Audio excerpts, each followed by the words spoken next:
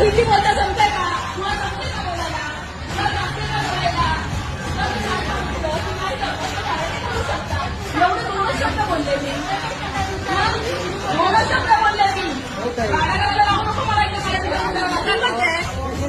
ओरडणार मी. ती का बोलली मराठी बोलायला कशाला सांगते म्हणून?